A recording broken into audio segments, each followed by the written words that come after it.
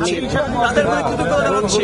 আপনারা দেখেছেন আজকে আমাদের সাথে আমাদের শহীদ ভাইয়ের বাবা বসে আছেন, তিনি অনেক স্বপ্ন নিয়ে বসে আছেন। তার শহীদ ছেলের স্বপ্ন বাস্তবায়ন করার জন্য তিনি আমাদের পাশে বসে আছেন। প্রিয় বন্ধুগণ, আপনারা জানেন যে জুলাই গণ অভ্যুত্থান এই ঢাকা বিশ্ববিদ্যালয় পার্টি থেকে আপনার সূচিত হয়েছিল। জুলাই গণ অভ্যুত্থানের যে অঙ্গীকার, যে আকাঙ্ক্ষা, যদি আমরা শিক্ষাঙ্গন লেভেলে বলি, শিক্ষাঙ্গন লেভেলের প্রথম যে আকাঙ্ক্ষা, সে আকাঙ্ক্ষা হচ্ছে শিক্ষাঙ্গনে আমূল পরিবর্তন আনা। সে আমূল পরিবর্তনের প্রধানতম শর্ত হচ্ছে ক্যাম্পাসগুলোতে, শিক্ষাঙ্গনগুলোতে রাজনৈতিক ব্যবস্থা, রাজনৈতিক পলিটিক্যাল সেটেলমেন্টটা সেখানে হাজির করা। বন্ধুগণ, আমরা বিগত সময়ে আমাদের কর্মকাণ্ডের মধ্য দিয়ে, এমনকি আমরা জুলাই গণ অভ্যুত্থান পরবর্তীতে যে দীর্ঘ 1 বছর যাবৎ আমরা সে লড়াই করেছি।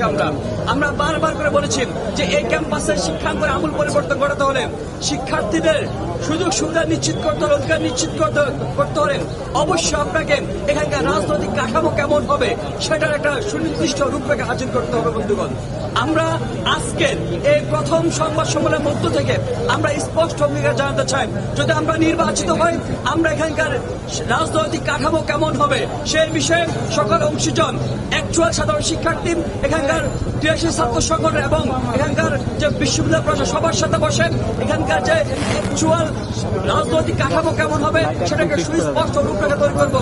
প্রিয় সাংবাদিক বন্ধুগণ, আপনারা জানেন 90 গণ অভ্যুত্থান পরবর্তীতে এখানকার ক্রিয়াশীল ছাত্র সংগঠনগুলোর মধ্যে একটা কমিটমেন্ট তৈরি হয়েছিল, একটা কনসেনসাস তৈরি হয়েছিল যে এখানকার রাজনৈতিক কাঠামো কেমন হবে। আমরা যদি নির্বাচিত হই, নির্বাচিত হওয়ার আগে আমরা সেটা একটা রূপরেখা হাজির করবো, আমরা সব নিয়ে করতেছি।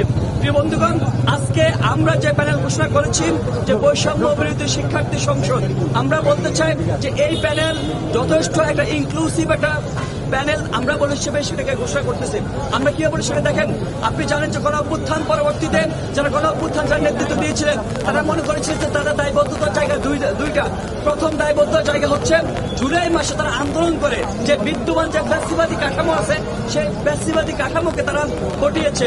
তাদের 2 নম্বর দায়িত্ব হচ্ছে তারা এই যে ফ্যাসিবাদী কাঠামো হটিয়ে নতুন একটা বন্দোবস্ত সেখানে হাজির করবেন, নতুন একটা ব্যবস্থা সেখানে হাজির করবেন। প্রিয় বন্ধুগণ, আপনারা জানেন জুলাই গণ অভ্যুত্থান একটা ইনক্লুসিভ প্ল্যাটফর্মের মধ্য থেকে সে সবাই ডান বাম ছাত্রদল শিবির সব ধরনের মানুষজন এসে এখানে উপস্থিত হয়েছেন, লড়াই চালিয়ে রেখেছে। কিন্তু আপনি জানেন যে 5 আগস্টের পরে ডান ডানের ঘরে ফিরে গিয়েছে, বাম বামের ঘরে ফিরে গিয়েছে, কিন্তু যে মানুষদের কোনো ঘর নাই, কোনো ছাত্র সংগঠন নাই, তার কোথায় ফিরেছে? আপনি জানেন যে ওই যে মানুষরা যাদের কোনো ঘর নাই তারা পরবর্তীতে আমরা সবাই মিলে ঐক্যবদ্ধ হয়ে আমরা নতুন একটা ছাত্র সংগঠন করি।